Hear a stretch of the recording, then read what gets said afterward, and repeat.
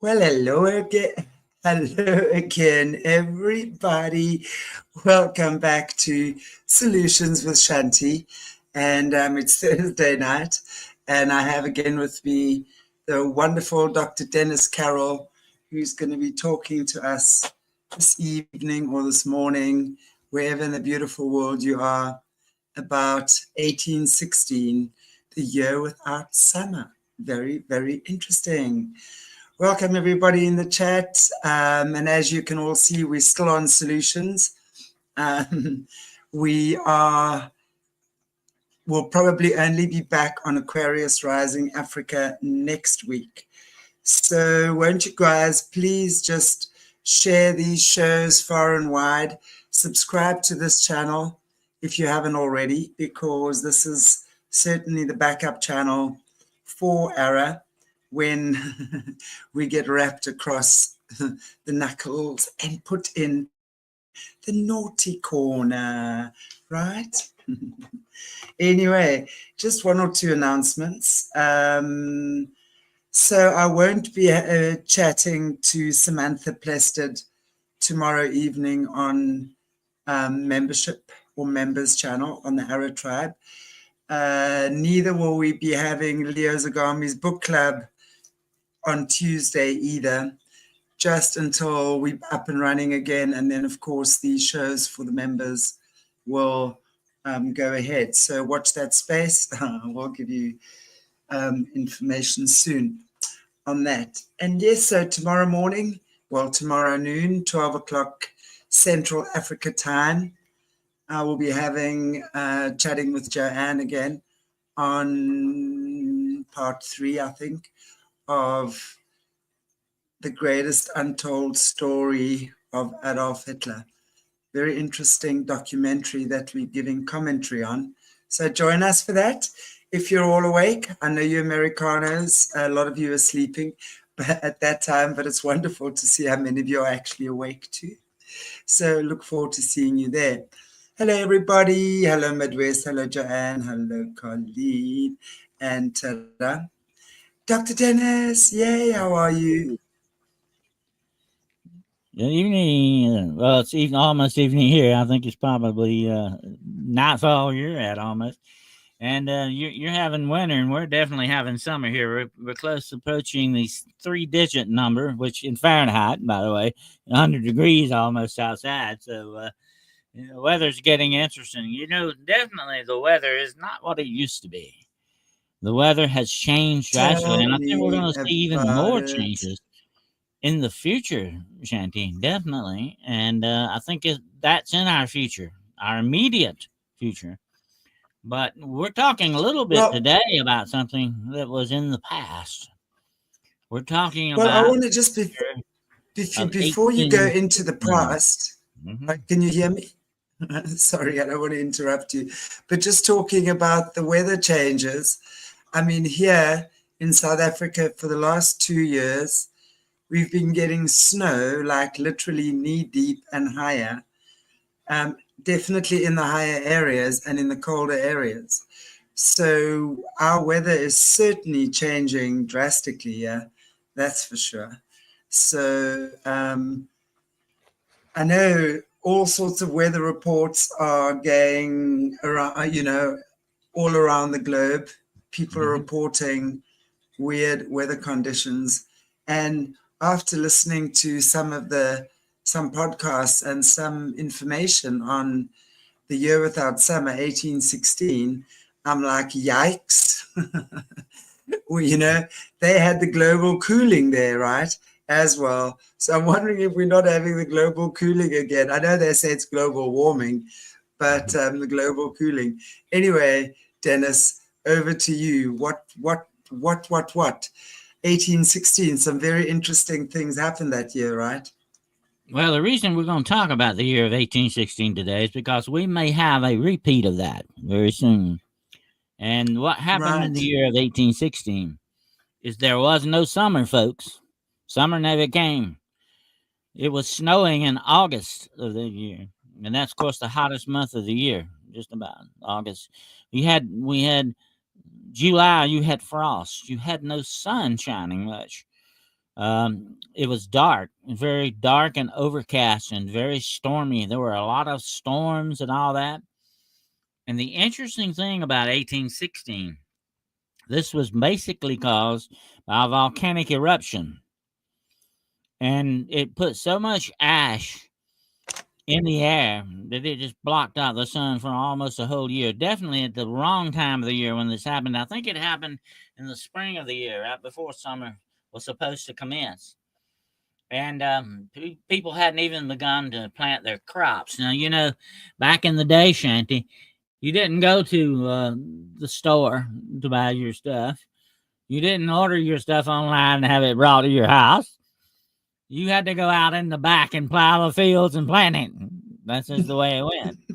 And your very survival depended upon you doing that. Okay. If you weren't very successful doing that, your family and you did not eat. That was it. You know, there was no soup kitchens you could go to. There was nothing like that. It was very rare that you could find somebody that would help you out in that kind of a situation because they were struggling just like you. So if there never was enough rain, or if there wasn't enough, cold, some crops need a little cold weather to produce things that they do. But if you didn't have the right kind of stuff, and of course it's still that way with agriculture, you got to have the right kind of weather and all that. When everything works out, oh, it's perfect. But when it doesn't, you got a problem. And the people of the year 1816 had a big problem because no sun was shining very much. The sun was there. You could see it, but it was hazy. It was very dim because this cloud encircled almost the entire earth. And things were going on in this time period that influenced a lot of other things. I'm going to give you a little side note on the history on that in a moment, but let me say one more thing. This can still happen again, folks, and will probably do so because this planet is circled by a ring of fire, a circle of volcanoes that are still active. We in the United States are sitting on one in Yellowstone Park that if it goes, it will affect you in Africa. You're going to know it. That's just how bad this is going to be. And it will definitely, where I'm at, and I will be like 3,000 miles from where it goes. I will probably be buried under ash. That's how bad this thing is going to be. So when you have these volcanoes go off like this, you can look for some of the most terrible natural disasters that could ever take place. Because when we're looking at this thing, what they were saying was that, and of course this volcano was Mount Tambora, which was in Indonesia, right, where it actually collapsed and it imploded in Indonesia, which literally caused the global cooling by 3 degrees. But not only that, it was the knock-on effect, because I think they said about 10,000 people died in the actual explosion. Mm-hmm. And then after that, 70,000 more died from the starvation, diseases, illnesses, all of that, because that's where they're saying the strain of cholera actually mutated, right, is coming from then. But it's very interesting to me, just sort of looking at the events of the time. You know, when we look at this massive explosion that goes into the sea, into the oceans, dries up the water type thing, creates this incredible ash that blocks out the sun, creates over a year incredible climate change conditions. No matter which way you look at it, these are terrible disasters, natural type disasters. And if they haven't, but here, imagine this for a moment, Shanty. What if 2 or 3 of these things go off at the same time? We are in very, very deep trouble. You got almost like a nuclear winter type thing going on here. You know what? We used to talk about nuclear winters and all that stuff. Let me tell you something. You mentioned something very important just now. It went off by like 3 degrees. Even 1 degree can change things drastically. Even 1 degree. The sun and a deviation of the planet Earth were to lose even 1 degree in its purpose, it would launch us into either an ice age Or the reverse of that would be this planet would heat up like an air bubble. And let me tell you this, though. According to biblical prophecy, that very same thing is going to happen. We're going to talk about that before the show's over today. We're going to get into that a little bit. But let me say this about the year of 1816. It was a year of darkness. Matter of fact, there have been other times like this recorded in history, okay? This is not something that's rare, folks, okay? But we're just long overdue for this to happen. It's long overdue right now. This is what we're sitting on. We're sitting on a powder keg. It's waiting to go off at any time. And, very famous volcanoes like the one in Hawaii and Mount Etna and all these others, they're still smoking hot out there. They're not dead. Unfortunately, we got a lot of dead volcanoes, but unfortunately, we got more alive than we got dead. And that's the problem with that ring that circles the earth. But what happened in the year 1816 is very interesting because it changed a lot of things. It changed the course of history to a certain extent. We do not know to this day, folks, how many people died because of this thing. Just like you said about the volcano itself, 10,000 people were killed, supposedly, when it went off. But the effects of this, how many people starved to death? How many people caught pneumonia and colds and died from this kind of stuff, folks? We don't know. But it was something, an event that shook the very fabric of the world itself. And we're definitely looking at this maybe happening again, especially if you look at biblical prophecy. And I'm going to talk some more about that later. But anyway, let me say one thing that's very interesting. And this is where I come in on the year 1816, okay? I love literature. I love the classics. And I found out something very interesting about this dark year of 1816. It was the year one of the greatest monsters ever born was brought into existence. The year of Frankenstein. Frankenstein's monster was born in this year by Mary Wollstonecraft Shelley, of course. You all know the story. She and Percy and Lord Byron and a Polish guy named Polidori, okay, his name was Polidori. They were all having a little party at a castle in Austria, I think it was. Anyway, they took refuge in this castle over this dark, gloomy year. It was a year full of storms, folks. The sun did not shine. It was stormy all the time and rainy, gale weather going on. Look at that. That's the perfect formula to birth a monster, if you think about it. But guess what? Exactly. At the same time, Shanty, another monster may have been born as well. And we're going to talk about that in just a moment. But she had eloped with Percy. And he had, I think, divorced his first wife. There was a big affair and a scandal going on here, okay? And he was like, I think, about like maybe 25 or something like that. And she was like only 16 years old, okay? So they ran off together to this castle. And Lord Byron was friends with Shelley. So they were all hanging out together. And they were probably doing some hard stuff, okay? They weren't just drinking wine, my friend, okay? They were doing some other stuff in this castle, probably, okay? But anyway, they were sort of the wild people back in the day, okay? They were sort of the celebrities of the old world, especially in the year 1816. But she went to night, they were talking that night by the fire on one of those dark, gloomy, stormy nights.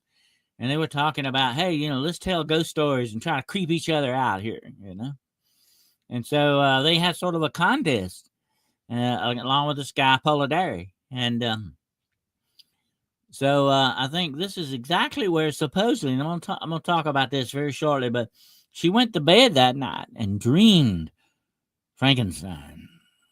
She had a nightmare and dreamed it after this. And she went and told Shelley about it. Now, here's the interesting thing. Back in the day, women did not write novels. That was just something women didn't know how to do. They just didn't do that stuff, okay?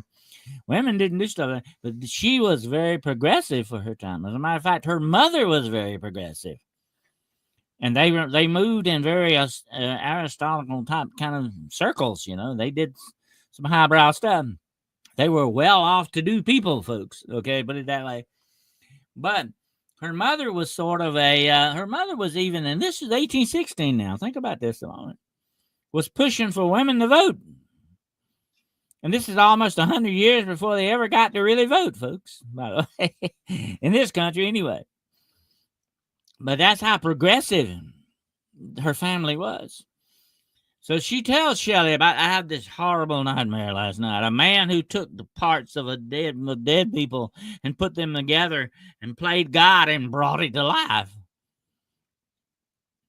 And Shelley said, you know what? You probably got something there. He said, you need to write that down, Mary.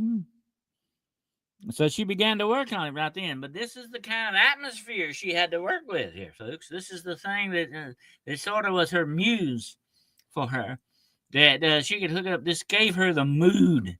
You know, if you know anything about writers, they can't write, my friends, unless they're in the mood. You got to have that mood going on. You know, they got to be in the right frame of mind to do what they do as writers, to activate their imagination and spark that creativity that they need to do what they need to do. And she definitely got sparked by the year 1816. Okay, that's the interesting thing about it. But let me turn to one other thing, and this really is what got me going here. At the same party, Lord Byron told a story about a vampire. Okay, up until this time, vampires were known in folklore and legend, okay, but nobody had ever written stories or anything about it. But he did not write his story down, okay. Polidori, on the other hand, was listening to this, and he said, dang, that's a good idea. Polidori writes it down. He writes a vampire story, and this, my friends, is where Dracula actually began. Not with Bram Stoker, but with Polidori. But Polidori went off into history, and nobody ever knowed what happened to him. Byron got a little bit of the credit for doing this, but it was really Polidori that mostly did it himself. But on that very same night that Frankenstein was born, so was the vampire that we have all come to know. And that's so very interesting. All thanks, probably, to the year 1816, the year with no summer. It makes such sense, because if you look at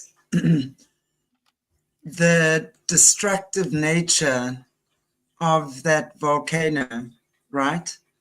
It really did destroy that entire village.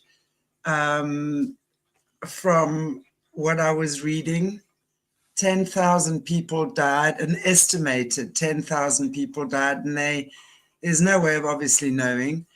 And then the follow-on was about 70,000 estimated died because of illness and starvation, because, of course, everything was destroyed. So, and then that, of course, had the knock-on effect of the entire climate change. It was probably much higher than that too, Shanty, no doubt. That's just what we estimate might have been. Yeah. It may have been double that for all we know. But the one thing is that, history tries to teach us lessons sometimes. But we need to pay attention, definitely. I mean, really pay deep attention to some of these things. And we need to understand that if they had been ready for something like that, or at least knew about something, but science back in that day did not know exactly what was going on and could say, this is going to happen, and the sun's going to be blotted out. Now we know, but we're still not anticipating it. We're still not laying plans maybe to counteract this kind of stuff if it ever happens. And believe me, folks, it's going to happen. It may not happen tomorrow, it may not happen next week, but it's going to happen. Because if you are a believer in biblical prophecy, as I am, this is definitely part of it. And I want to talk a little bit about, since that was a year of darkness and a year of cold weather and storms, and I would say almost depressing weather. Definitely, it was definitely depressing for a lot of people. It was very deadly for a lot of people too, as you just said. How many people died, But here's the interesting thing: the darkness. I've had a lot of people over the years ask me about, and you've heard this. I know you've heard about the 3 days of darkness that the Catholic Church supposedly talks about and all that. Well, it's going to be supposedly, I got bad news for you, folks. It's going to be longer than 3 days when it happens, okay? but this is biblical prophecy. But if you go and look and study the book of Revelations as closely as I have, you will see that there are certain natural disasters outlined in here. There will be a fall of meteors that will hit this earth. There will be 2 comets that will hit this earth. One of them is big as a mountain. Think about that a minute, folks. Can you imagine? I know that you may have been on mountains in your life. Can you imagine something like the size of Kilimanjaro? And by the way, I think Kilimanjaro is a volcano. I'm thinking about it. Yeah. Yeah. Think of something the size of Kilimanjaro splashing into the nearest ocean near where you live. That's not going to be good, folks. And that's what the Bible talks about. And it's going to be on fire on top of that. So what does that sound like? A comet. And not only that, then after, and this will destroy supposedly a third. Now I want you to listen very closely to this. And here's the interesting part of all this. The third thing keeps cropping up in the Bible. I do not know why. Nobody knows that. A lot of scholars see some weird mathematical stuff happening in the Bible.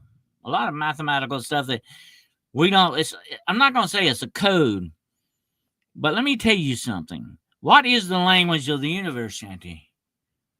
Mathematics. That's the real language of the universe. Totally. And the very existence around us is tied directly. And therefore, what is mathematics? It is the language of God. Don't ever forget that, folks.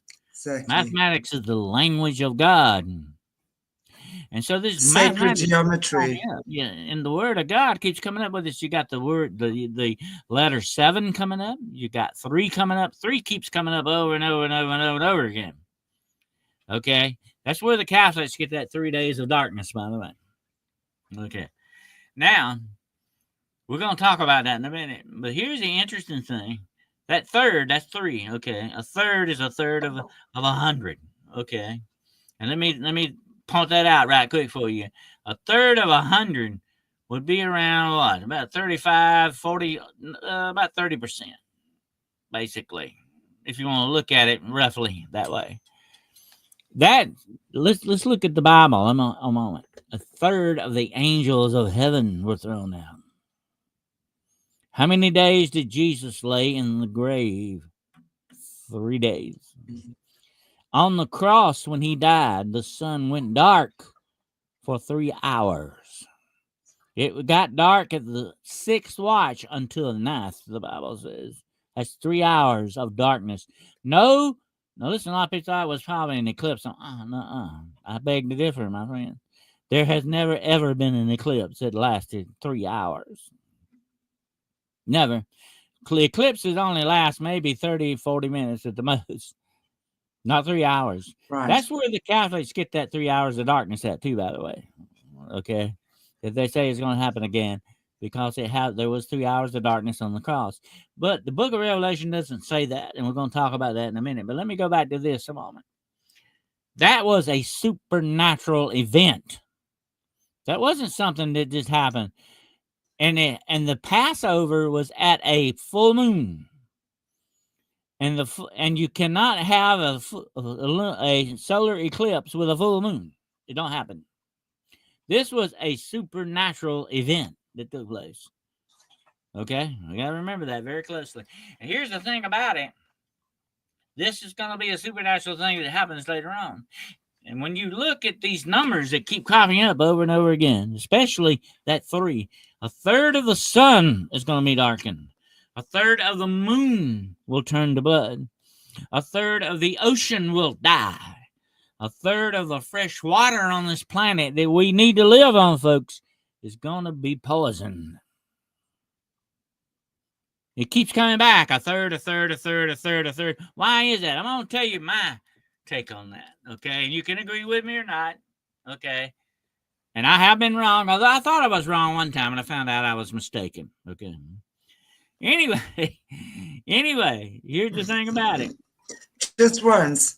God is Dennis. still, I think what's going on here is God is still mad about those third of those angels, okay? And this is what keeps cropping up over again. This third was a bunch of deserters, okay? This third was a bunch of rebels. And he's still saying, I can't get that third of them. A third of them. You know, that's just like you would say one day that I've got 5 children and 2 of them turned on me. And now they hate my guts. You know, that would definitely have an impact upon you, even if it was just one child and not 2 of them. Okay. But what if a third of your children turned on you? So God is still stuck on that third, folks. But that also commemorates his power. The power of God is in God the Father, the Son, and the Holy Ghost. The 3, the Trinity. Don't you understand? Well, that's why this number 3 keeps cropping up over and over again. And look what happened on the cross. 3 hours of darkness. He stayed in the grave 3 days. That 3 keeps coming up over and over again. This is a number that God says is the prime number of the universe. When you think about it, it's mind-boggling, but it's very interesting. And here's what else happens, okay? Eventually, something bad is going to happen to our sun. I just mentioned that. A third of it is going to go dark. And this is not that far-fetched. This is going to say, Dennis, that can't happen. Don't say that, okay? Because anything can happen in this universe, my friend, okay? And there can be a solar storm. Listen very closely to what I'm about to tell you. There can scientifically be a solar storm on the surface of our sun that could darken a great portion of it for a while.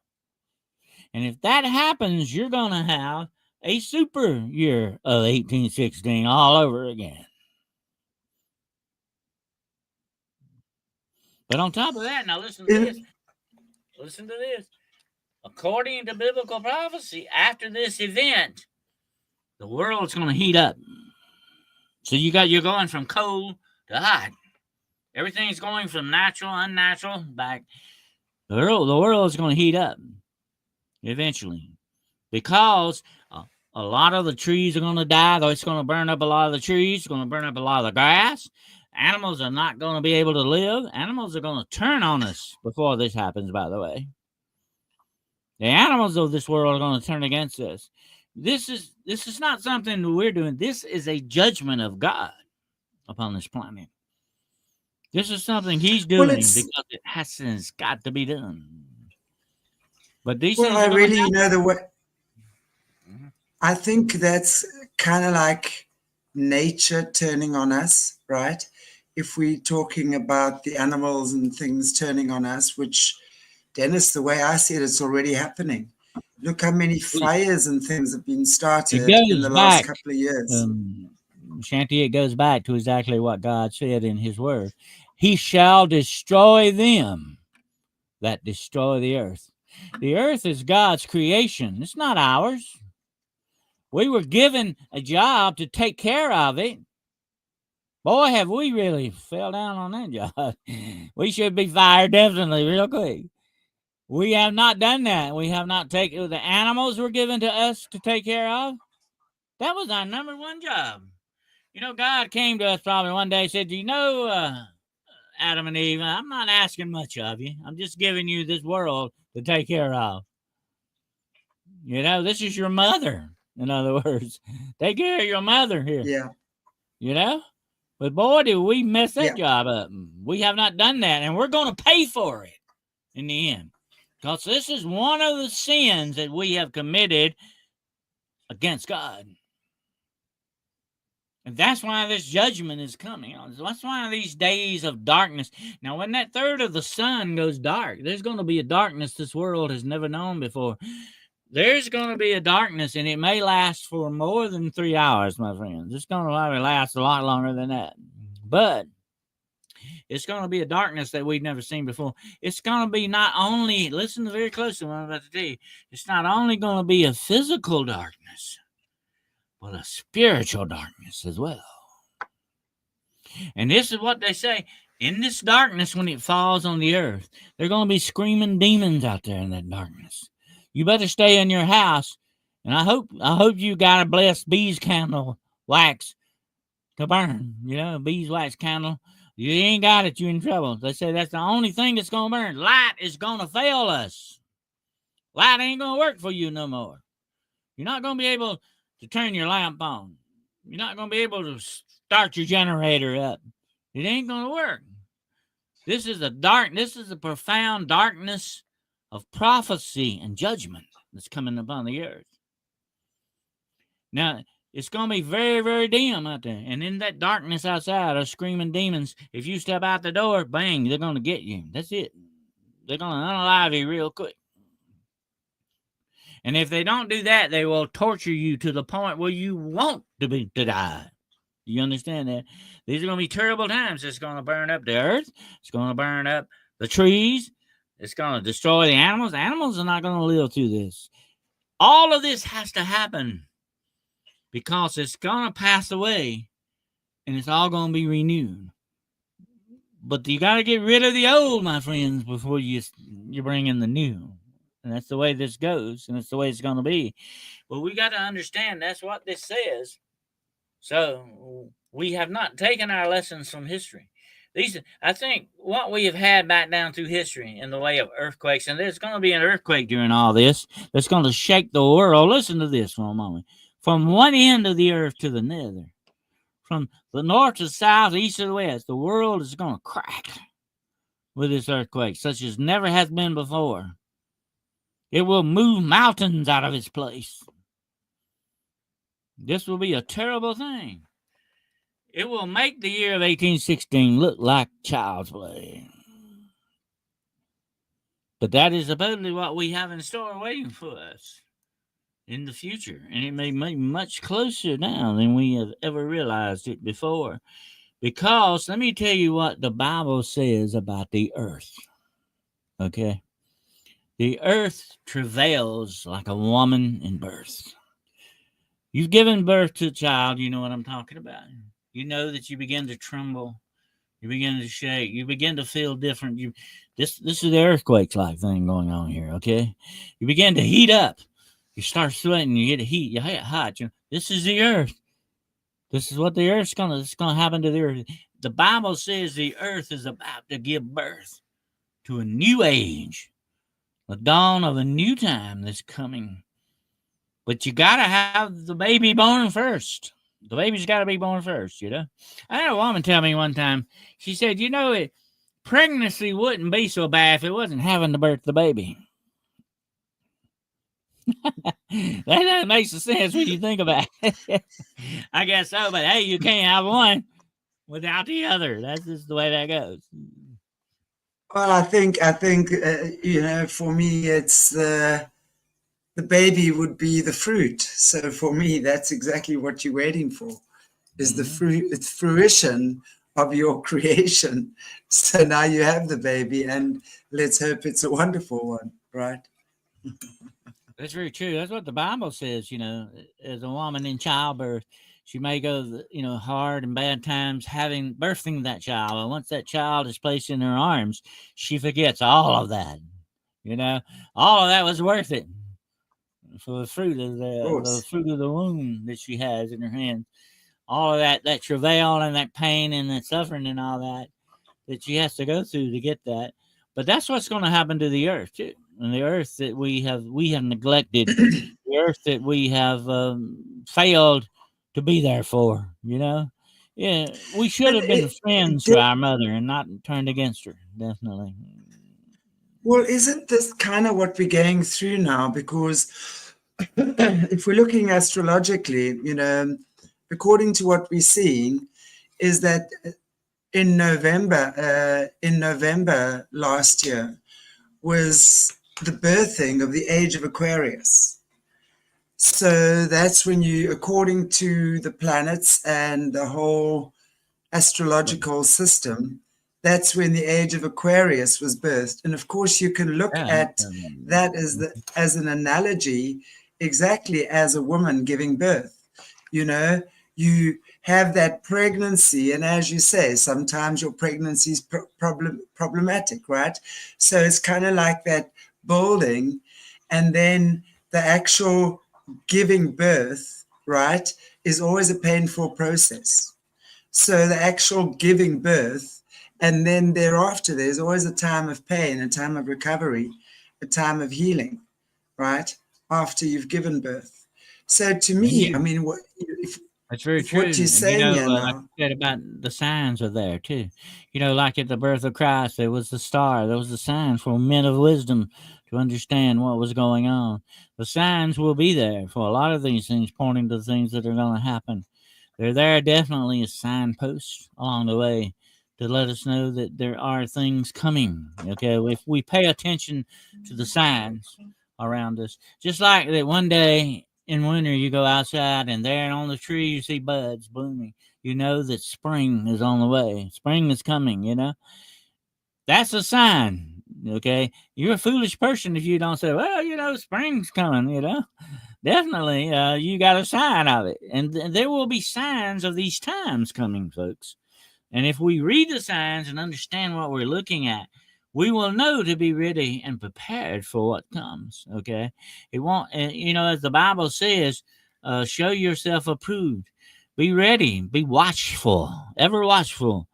Well, it comes like a thief in the night if you're not careful. And if you know the thief were coming, you could board up your house and save your goods. But if you foolishly don't if you ignore the signs or don't have your house ready, the thief's going to steal whatever he wants from you. And that's very true about Yeah. these things. We need to be watchful and understand if it happened one time, like the year of 1816, at other times too. It can certainly happen again, and maybe even worse the next time. And here's the bad thing about it, folks. I hate to say this. This sounds downright depressing, but it's true. There's always room for it to get worse. And that's just the way it goes. There's always room there for it And to get better, worse. Dennis, and better. I'm the eternal optimist. I'm going to say that, it's always darkest before the dawn. This is also the dark night of our soul.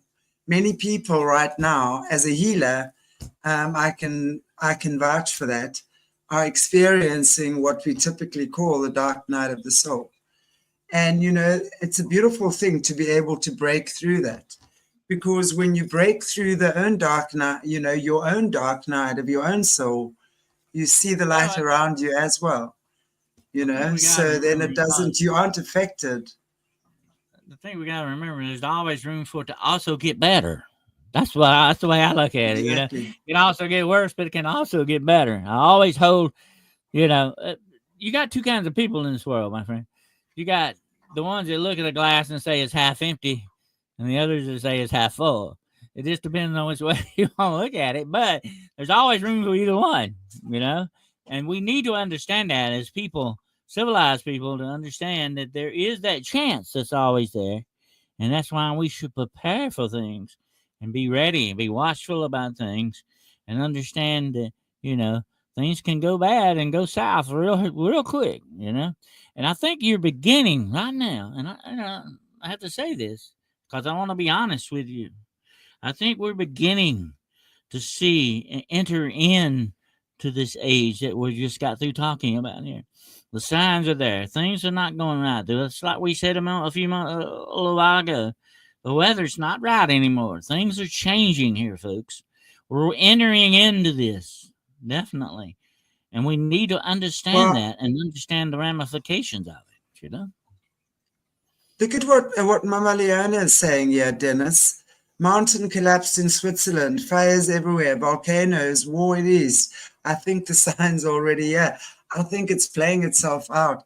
And when we're looking also, just at a lot of these, with the cryptids and stuff like that, right? All these dodgy creatures of the night appearing out of their manholes, right? That's happening more and more. But also the atrocities of the world and here's are the thing. being exposed more and more. Something else we need to understand is that when the day comes and you approach death, you're dying, you're lying there, getting closer to that death. Let me tell you something, and I've seen this happen many, many times in many different ways. Once you get closer to death or a great change like that, death is one of the biggest changes that you'll ever you encounter, okay? When you get closer to a change like that, you get closer to that veil, okay? And that veil gets thinner. You're going to see things. You're going to experience things way out of the ordinary. And I think that's where a lot of these creatures of the night are showing up now. We're not only more aware of them, our actions are bringing them forth, giving them more power, because we're giving them life and we're giving them understanding. That's another part of this equation. We're getting closer to that veil, folks. And the closer you get to that veil between space and time and life and death, the weirder things get. That's just the way it goes. That's what we call, in the paranormal field, we call it high strangeness. You don't get much stranger than that, okay? And you're going to see strange things. And not just creatures of the night. You're going to see strange reactions of the animals and nature itself, the oceans and the seas, and the weather itself. Even the planets and the stars are going to have signs for us. This is not just a based on planet Earth event. This is a cosmic kind of thing going on here. So we're talking about a third of the sun. Look how important the sun is to us. Without it, we die. And if the sun gets sick, we're in big trouble. That's just the way that goes. We might can make it with the moon getting sick, but you're not gonna make it without the sun. That's just the way it goes. And just like we talked about earlier about the year of 1816, when things go off just a few degrees, you can look for something bad like that to go down. And if the sun gets sick, stars fall on this planet, comets start hitting us. That's cosmic, my friends. That's not just a planetary thing. That's a cosmic, universal type thing going on here. So this thing is much bigger than just planet Earth when you look at it that way. It's gone a whole lot bigger than that. Yeah. What's interesting, going back to that time as well, what they were saying was because of the weather conditions that changed so drastically, right? And the Chinese then started growing poppy, which of course is used for heroin production. And that then started an entire, because the heroin production, what I'm hearing then, started in China after the year without summer. Yeah. So it just shows to me, Dennis, when we're looking at that whole eruption, that not only had immediate disastrous effects, but in that time of darkness, all this evil was born. Like you're looking at the vampires or Dracula. Here's something else we got to factor in, though, Shanty. We got to remember this, too. Also, we're looking at the manipulation of mankind in a lot of this, too. Man's messing with the weather. He's playing the Frankenstein game here, folks. Playing God again. He's messing around with the weather. He's messing around with nature. He's probably doing some stuff with hibernization. We know that without a doubt, that all this stuff is going on in this world. Man has also got a hand in a lot of this stuff. Mankind is responsible for this. He's sort of the backdoor burglar in this, okay? He's the backdoor burglar. And so he's got a part in this too. He's going to bring about a lot of this by his very actions, not just war and all that stuff, but by manipulating the creation of his creator far past the point it was supposed to be manipulated. God created everything, my friends, and he's the only one that should be able to mess with it and do the things he want to do.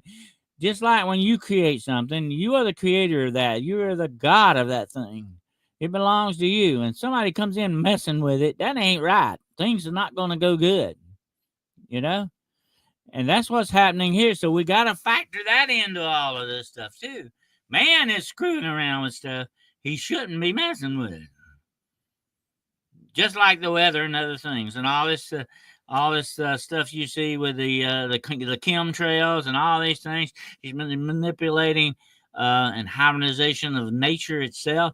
That is not good. It would be bad enough even if man wasn't involved in this, but this is the icing on the cake. Unfortunately. Yeah, yes, I think will. That we will reach what that. I think that that time certainly did bring on a very dark age. That, what was that, 1816? Mm-hmm. So it's almost like 2 centuries ago. And that we're starting to see the light now. That for me is interesting at this time as well, because all of this to me also just plays into, I mean, I'm looking at this and I'm wondering how, I haven't quite made the connection when we're looking at, but that was more the end of the 18th century, moving into the 19th century with all the orphan trains and the incubator babies and stuff we were seeing then. I mean, that couldn't have just started at the turn of the century. So to me, these kind of atrocities must also have been bred during that time, where all this, the dark arts were taking place. Vampirism was born, Dracula was born, thousands and hundreds and thousands of people were dying. The opium trade came into being, and a whole new strand of cholera was born and mutated. So people were mainly dying from cholera. And that's interesting because cholera is from water, right? So that's very interesting. And water is obviously the one most important element Yeah, it's very on the earth. important that we note the span of history and the things that go in history, Shanty, definitely. And at that turn of the century, the world itself was changing. You know, there was the French Revolution was going on. America had been born. The world itself was changing. And every time the world goes through a different kind of change, and you can see that happening in the 18th and 19th centuries with the Industrial Revolution that went on. You know, every time there's a big change in the world, like there was in 1816 and in centuries since and before, whenever there's a change, there is a price for it that has to be paid. History always requires a price, I think, for certain things like that. It's just fate. That's just the way it goes. But when things happen like that, and look at the turn of the 18th and 19th centuries, you had the Spanish flu show up. You know, and back in the Middle Ages, you had the bubonic plague show up. It's almost as if there's a balance there. It's like when the world gets to a certain brink, things have to happen to change. That's just the way it goes. And I think that is the way that things have been created to be to a certain extent, you know. But yet we can, by our actions, make things worse. We're not careful. You know what I'm saying? There can be these big changes and these things can happen and it can be bad. It can be bad. But sometimes we do things that make it worse. You know, You know what's like interesting? if you've ever had a fight with a friend and you try to go make peace with them and you'd say the wrong thing, you just made everything worse. Okay. Well, that's the way we're looking at it with this history too. Well, the way I see this is that God gives us opportunities to do things differently. You know, it's like you go to school and you fail your year because you didn't get everything right. You repeat it, right, until you get it right, and then you can move on to your next grade, if you want to use that as an equation. But it's like, as we're talking here, and as I'm seeing the similarities of what happened then to what's happening now, we made bad choices then. You know, we obviously took a wrong path and made some bad choices that got us to that point. Now, more than 2 centuries later, the same sort of stuff is occurring. I mean, we're looking at earthquakes galore, poverty, war, destruction. I mean, how much worse does it get on planet Earth right now? You can't have much worse right now, okay? So now, do we use this time of pain, distraction, chaos, and do we find our strength, our peace, our transformation during the chaos, or do we go with it, or do we go with the chaos? On the other hand, too, we can't factor in another factor in all this as well. Although man is very good at making bad choices, absolutely, we're very good at doing that. Okay, But another thing we need to factor in is the other darkness in this world other than mankind. Just like those 200 Christians that were massacred the other day in Nigeria. There is an evil in this world, my friends, and it's also got a factor in doing this. And it is definitely wanting to see us go not take the right course. It's wanting us to take the wrong course because that's the way it's got trying to guide us in many ways and doing things to us to manipulate us to that point. So that's another factor that we can't never take our eyes off of or shouldn't because it's there and it's working in the background in the darkness and the shadows behind us doing the things. But sometimes, of course, like those poor people that were murdered, it comes right out and plain broad daylight and does what he wants to do because the atmosphere is now getting where it says, hey, I'm going to do it because I can get away with it. You know, that's what evil's looking at. And this is the other darkness that drives human evil and pushes it to do the things that it's doing out there. And this is another thing that knocks us off of the course that we should be on. And we need to understand that as well. And that's where law and order comes in. As a former police officer, I can tell you this. I took an oath to the Constitution of the United States against all the enemies, foreign and domestic, to stand for law and order. Without law and order, you have what? Chaos. And if you don't regard and respect the law, then you will not have true civilization, my friends. You're even lower in my book than the animals. At least the animals have an excuse. They're animals. Okay, they have an excuse. No, for the problem. No, animals totally respect the law, LORE, of nature, which is what the ancients will. Westerners came in and called it conservation. There's a reason why there's a word con in conservation. Conservation starts with the word con. As someone who lives in South Africa, I can tell you a lot of the con in conservation has a lot to do with nothing to do with conserving the animal. The way I see it, animals actually teach us how to work in harmony with nature. We choose not to. And I can say this about animals. They don't kill you because you're a different color. You know, they don't do you that way. They're not biased against you. They're just trying to survive. They're basically going by basic instinct. And just like you said, the law of nature. They go by the law of nature. This is what their creator has put inside of them. And we're supposed to have that in us too, but we disregard it many times, you know? Yeah, and exactly. That's what happens. Our like all these gospels you got in South Africa right now, put there, because they killed people that didn't like their color. Okay? That's not good. That is extreme dark evil. And that's running rampant in this world today, folks. It's not just in South Africa; it's everywhere that this stuff is going on. We always fail to take the right course. You know, we always take the wrong course, and history tries to teach us this, but we never listen. We close our ears, we close our eyes to it, and say, "Hey, I didn't learn my lesson."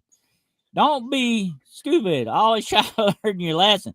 My grandmother once told me years ago, bad things are going to happen to you. At least try to take something good away from it. You learn a lesson out of it. You know? Everything. And say, hey, maybe I shouldn't do that anymore. You know, I see God in everything. I really do. We are taught through trickery. And we really need to look behind every nook and cranny. And, you know, that's called shadow work, right? Looking in the nooks and crannies are doing shadow work. And when we do our shadow work, we've got nothing to fear in the shadows because we're in the light. When you're back in the light of God, there's nothing to fear in the shadows. So, you know, it's really that. And I just find this so interesting, you know, this time, you know, going back to all of those things to where we are now. But what I see different now is that our consciousness as a human species has evolved. We've become a lot more aware and a lot more conscious. It might have taken us 2 centuries to figure it out since 1815 no summer, sorry, the year without summer. I mean, look at this. If we just look at the pandemic we've just had, my gosh, what would we call that? We would call that the year with no hope, or the year with winter, whatever. You know, you could put that down to anything. Let me tell How you, many people? let me tell you something right quick. I'm thinking about it. I don't mean to interrupt you, but I'm getting old and I got to talk when I'm thinking about it. I lose my train of thought. Okay, my train will leave the station completely. Anyway, I want to tell you something weird. It's gonna blow your mind. Okay, I saw this today. If this is true, I'm gonna investigate this some more. Okay, because you know me, I like investigative research. I've heard that supposedly people who got the jab, even deceased, have a Bluetooth imprint. That you can go out in the cemetery with a Bluetooth meter and pick this up off of them. What was in that shot, folks? Well, exactly. I mean, Dennis, talk about a year without summer. I mean, if you think about that, just the whole pandemic, the transhumanism. I mean, in 1815, that whole collapse of Mount Tambora, the volcano, killed people also over a period of time. We're looking at that and look at the same thing with what we've just experienced with the pandemic, right? How long has that taken? I mean, the last count unofficially, globally, 20 million people have crossed the Rainbow Bridge, put it that way, been unalived due to complications from the pandemic. Now, that to me is exactly the same thing. It's on a whole different level. But the difference I see now is that actually woke people up. If we go back to 1816 and we're seeing Mary Shelley reading, having dreams and channeling, was it Frankenstein, and then Lord Byron or whatever, the Dracula, all these dark creatures, cholera, cocaine, right? All of these things were birthed that year or from that. And we've had 2 centuries of that. Now we have the opportunity to wake up. They're giving us that again. Look at the drug trafficking, the drug cartels on another level. Look at the disease, the AIDS, the everything on another level. Look at the financial crises on another level. Look what they're doing to our food supplies, making us eat bugs. On another level, putting children into our food. You know, on another level, we have no control. We have no control. We've lost all control about what we eat. I mean, unless you're growing your own food and you've cultivated that own seed, you don't know where that seed comes from, even, right? It's crazy. We're back there, Dennis. This is us going through this again. To me, this is, and now it's just that much worse because now there's transhumanism involved. So at least those that got left behind 2 centuries ago had human DNA, right?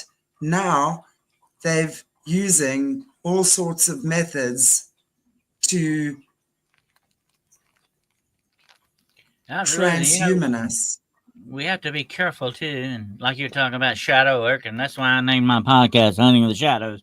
Okay, that's the shadow work you got to do, and the best shadow work is pulling the truth out into the light for people to see it, because the darkness wants to hide it from you in the shadows. The darkness works best in darkness and shadows because it's trying to pull something over on you. Okay, most of the time, it's trying to get away with something. The good guys, they do what they do out in the open. They don't have to hide anything. When you start hiding something, you're usually up to no good. Okay, but we have a saying about that in the South, Shandy. We got 2 words in the South. You can be naked or you can be naked. Naked means you ain't got no clothes on. Naked means You ain't got no clothes on and you up to something. And that's what the darkness is, okay? It's naked out there, all right? It's up to something all the time. And we Yeah, got to understand that. And what's it up to? It's up to changing us and getting us off the right course.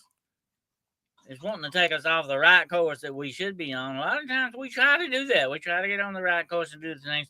We try to be self-healing. And you're a healer, you know what I'm talking about. Yeah, you got to be self-healing or nobody can help you heal. Okay? That's just the way that works. it's If you exactly. want to be healed, you can't be healed. That's just the way it goes. No one can heal you. No one can heal you. You become your own healer.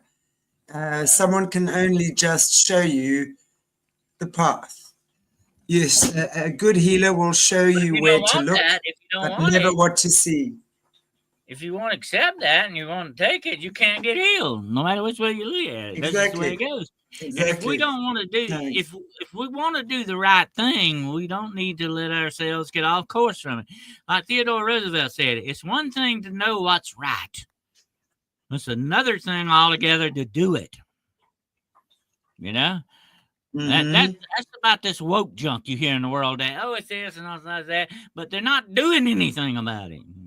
You know, they're not saying, "Hey, Right. I can change, try to help the world change to be a better place for everybody." If I can't be your friend and be there for you, then what's the point? You know, what's the point? That's what we're here Exactly. for. We should be here. God put us here to be here for each other too, folks. Okay, and if we can't be there for each other, we have really screwed up.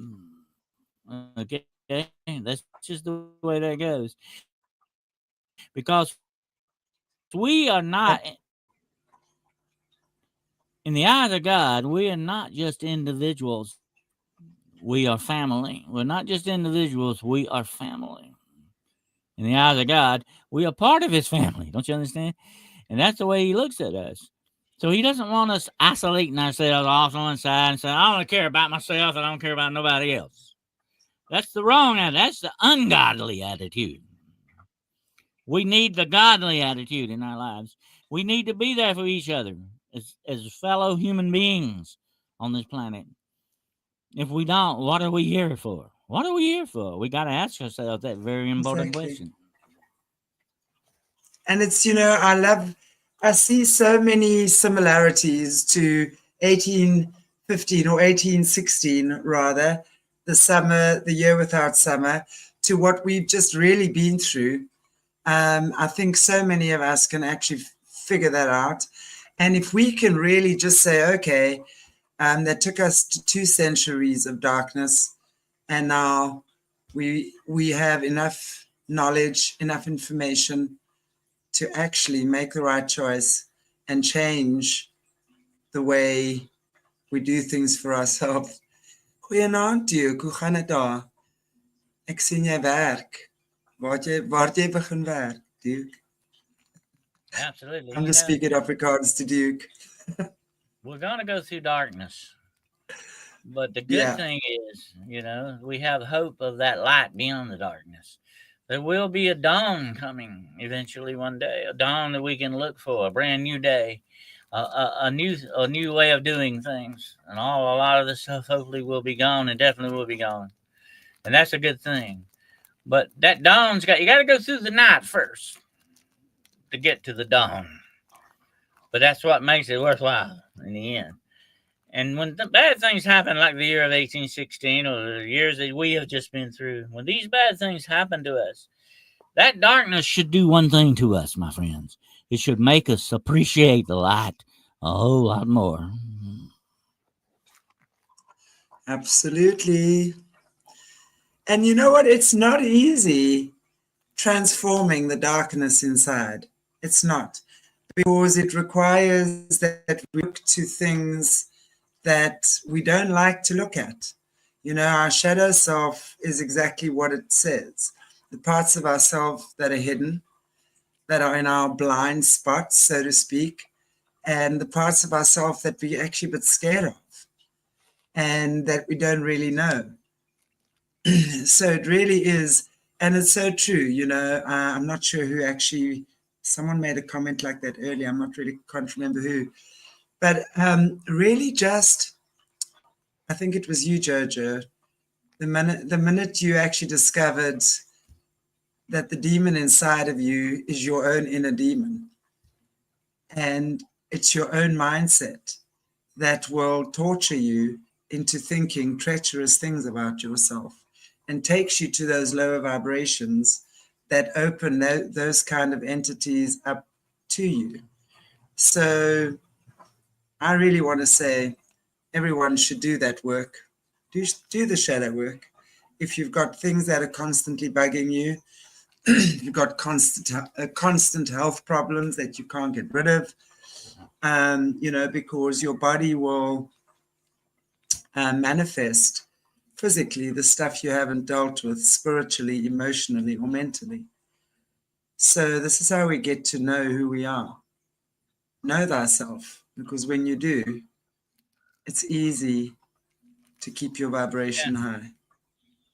Yeah, I read in the Bible the other day the words of Jesus. It said something very interesting. It's kind of been echoing in my mind ever since I read it.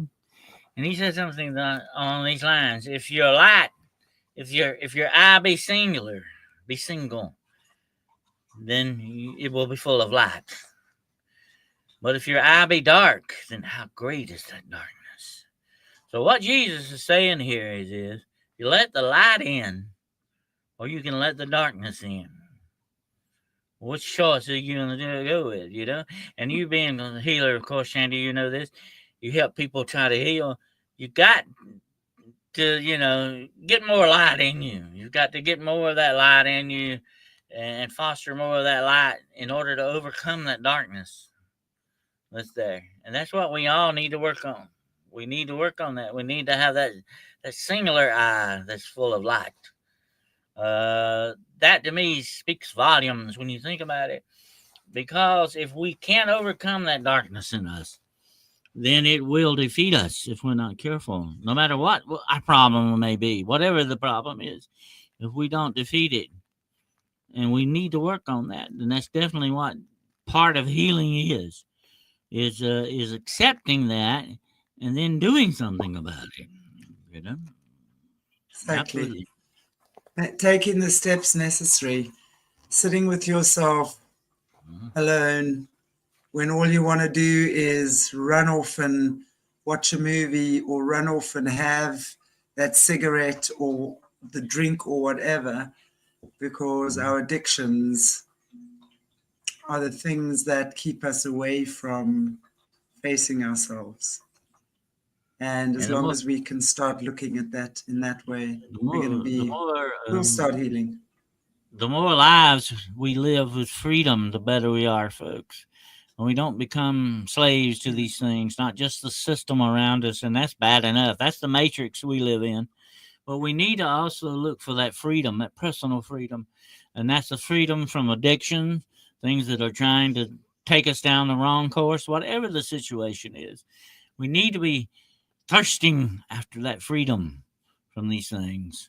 Definitely. And I think that's another part of the aspect of being just living, of being in this thing we call life. We need to thirst for that freedom from these things and not let them rule us to any degree.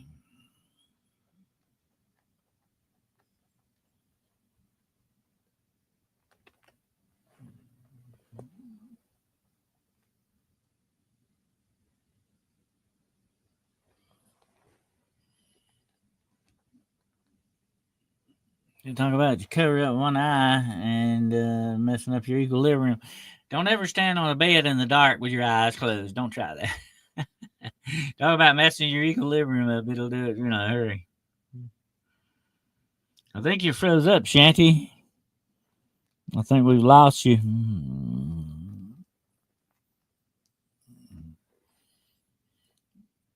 We'll give her a few minutes here, folks. She'll come back. It's been kind of spotty today. We got before we came on, we got knocked off a couple of times. So I don't know what's going on with that. I think somebody out there doesn't like these shows that we're doing. I think the powers that be are being definitely.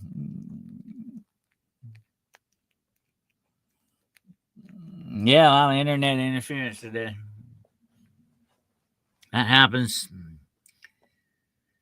We gotta always remember, my friends, the system was made by man, and man is one of the most imperfect creatures ever devised.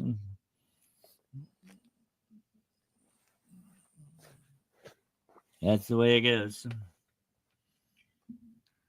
Anyway, the year of 1816, I think, should have taught us some lessons. I hope it is. And like I said earlier, we need to come away with something out of a bad situation. At least you can learn a lesson or learn something good from it. And the year of 1816, I think, although it was a dark, stormy, and depressing year, it did give us some very good literature type stuff to read, definitely. So we kind of come away on the good end of that in a way. But it unfortunately unalived a lot of people, and that's never a good thing, absolutely. But that was the year of 1816. Ah, you're back. Okay. And on that note, I'm back. And my clock said 11, it said 1:11:11 when I arrived back. Uh-oh. So Trying to tell 1 you hour. something here. Oh my goodness. Okay, I arrived back on 1:11:11. How lovely. There you go. Dennis, thank you so much. And I appreciate you always coming up with some awesome tea for us girls here and guys. Why do I say girls? Everybody. Dennis, maybe you want to just tell us before you sign off what's happening for the rest of the week and all of that stuff. Okay, well, tomorrow night at 9 o'clock p.m. Eastern Standard Time, I will be doing another edition of Paranormal Point of View. And it's going to be a very interesting one. And Monday night, with my good friend Gerald Fountain, we will be doing another edition of The Road Less Traveled. That will be Monday night at 9 o'clock p.m. Eastern Standard Time. Also, Saturday night at 9 o'clock p.m. Eastern Standard Time. I'm good at 9 o'clock, folks, okay? After 9, I go off. I go offline, okay? But, Saturday night, I will be on a program called Beyond the Box Saturday night. And also, they just released the edition of Midnight Mysteries that I did an interview on. That's coming out of Miami, Florida. And it is available right now on YouTube if you want to go look it up. It's called Midnight Mysteries. It's also available on my YouTube channel, Hunting the Shadows. You can check it out there if you want to. It was a great interview. And with who, Dennis? Schedule. And next week, if the Lord willing and the creeks don't rise, we will definitely have a very interesting show right here on Aquarius Rising for you. And I think it's going to be a very dark one, but it's going to be very interesting too. Well, we've got enough light on this channel to manage that darkness, Dennis, sorry. We definitely have enough light on this channel, so we can manage that. Don't worry. We can bring out the darkness here. We can bring it up. Right? Oh, yeah. It's interesting, but you can always touch the darkness. I used to say that about, since we were talking about literature today, one of my favorite people was born around or very close to 1816, and that was Edgar Allan Poe.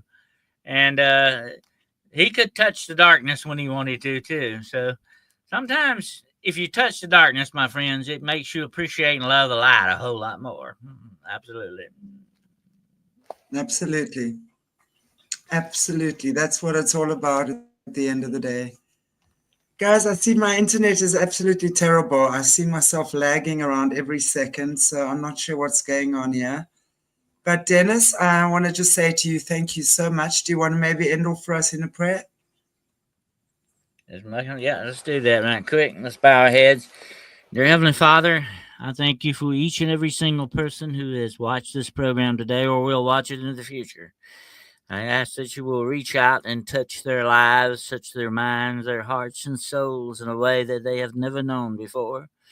We ask you, Lord, that no matter what happens, we know that you are the designer of all these things. We know that our fate is in your hands, and your hands are most capable of all things. We know that we can trust in you, Lord Jesus Christ, amongst all things. And we know that our future is held by you. And we thank you for this. And we ask your blessing upon us and your protection, your peace and your protection in all ways in our lives. And we thank you for this. And we ask this in the one name to which all power in heaven and in earth is given. And that is the name of Jesus Christ. And in the name of the Father and the Son and the Holy Ghost, we humbly pray. Amen. Amen. Thank you, Dennis. Appreciate that very much. And thank you, everybody. Look forward to seeing you tomorrow at 12 noon Central African Time, CAT. I'll be on with Joanne. We're doing a further commentary on the untold story of Adolf Hitler. Very, very, very, very interesting.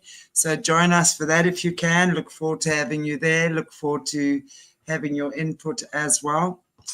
And Monday at 1800, which is 2 hours, 2.25 hours earlier than now, Beverly Rhodes, new guest. She'll be in on a Monday, and was a very well-known South African psychic back in the 90s, and be sharing her story. Actually born in the UK, lived in South Africa, and then went back to the UK. But incredible to hear who she was trafficked through, all our big presidents here, and the connections, and how the UK, through these front companies, well-established companies, setting up fronts for them to actually set up child trafficking rings here. Unbelievable. But anyway, I look forward to hearing more about that on Monday. And as we know, on this channel, we have enough light to carry this darkness and transform it. So thank you for joining me in having the survivors and everybody share their stories. I really appreciate you guys. Okay, everybody. God bless you all. Take good care of yourselves. And until tomorrow.